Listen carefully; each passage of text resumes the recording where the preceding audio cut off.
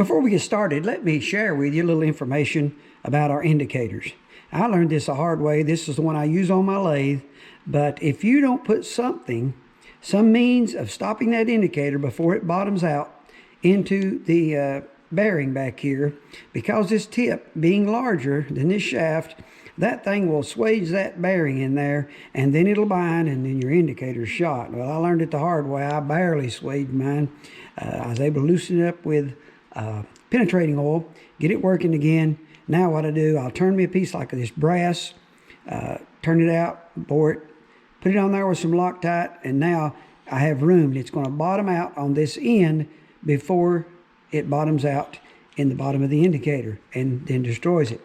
On my little indicators I'm going to show you on the mill here for locating, I didn't do it. I did a little different.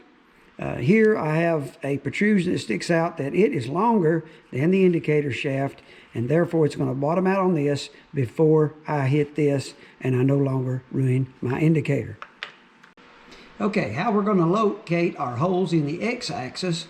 We've got this little indicator and its mount, which is adjustable, and it slides in the T-slot on the front of the milling machine.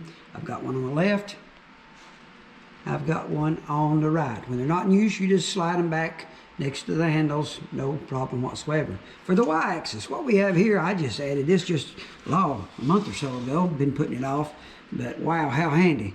The way we work on the y-axis, we've got this mount back here, you've got a piece of drill rod.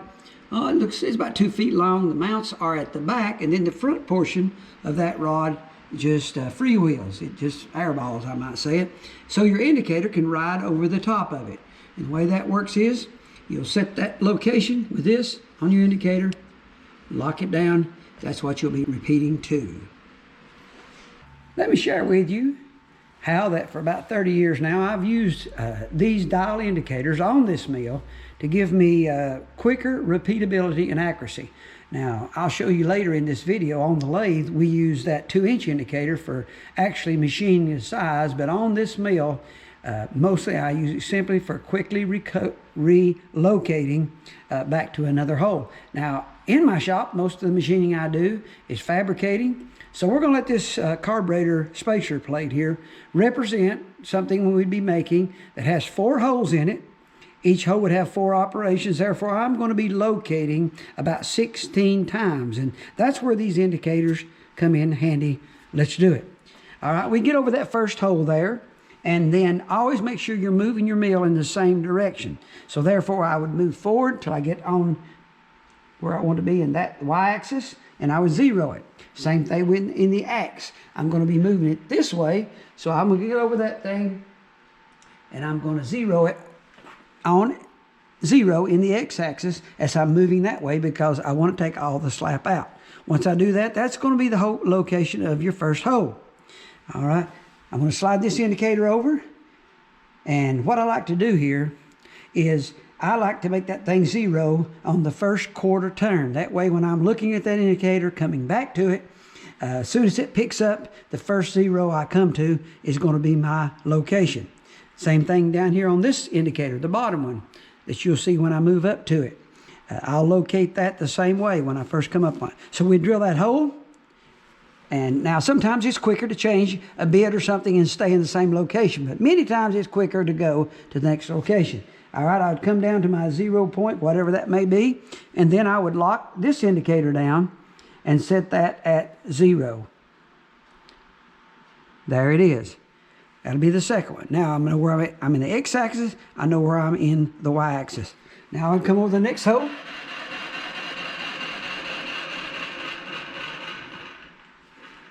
I would locate that from this. Like I say, I'm moving in the same direction. And then I would set that indicator on 0, the first quarter turn. I'm located there. Now, back to the last hole. I'll go past it. Then come back. That way my tensions are sinking. I'll go to the 0 point. Right there it is. And, of course, the indicator here is picking up the second one. After I do that hole, now, I'll go back and start on this one again with the next thing. I won't move it back to the first place, because that way I'll save a movement. By the time you move this thing 16 times, actually you'll save 4 moves, because you'll start right where you finished. So I'll go from my center drill, I'll go to my drill, hit that one, Some people change. You can do that. Come to the next location, catch it down here. There's 0, bang. I'll be going back now.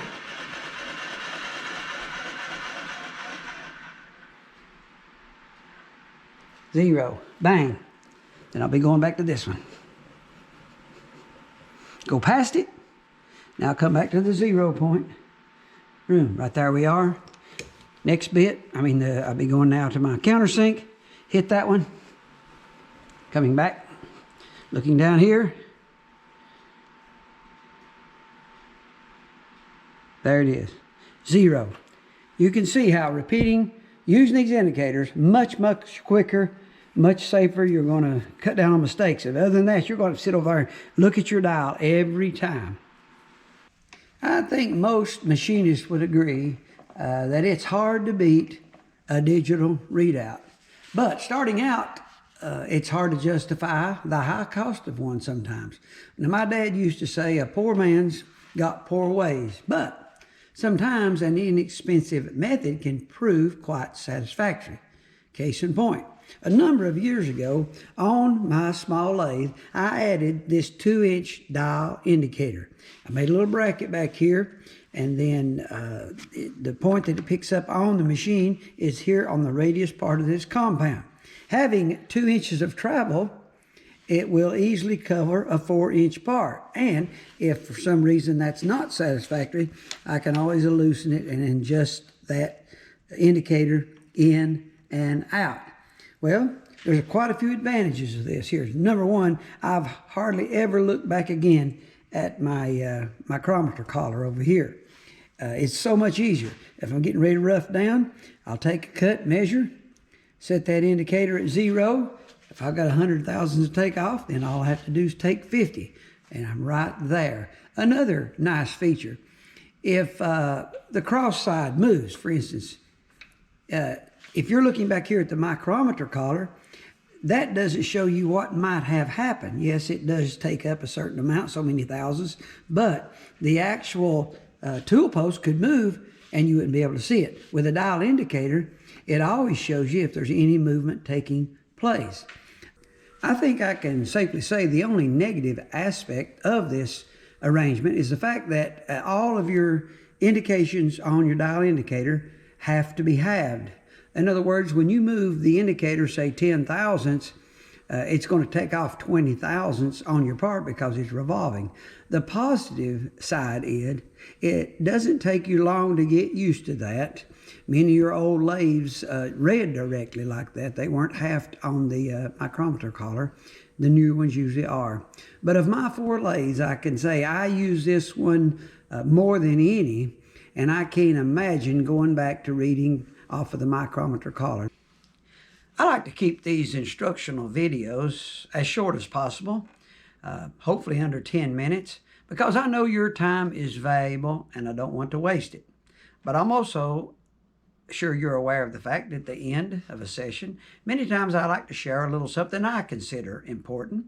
And if you'll give me about 1.5 minutes, I'll endeavor to do so.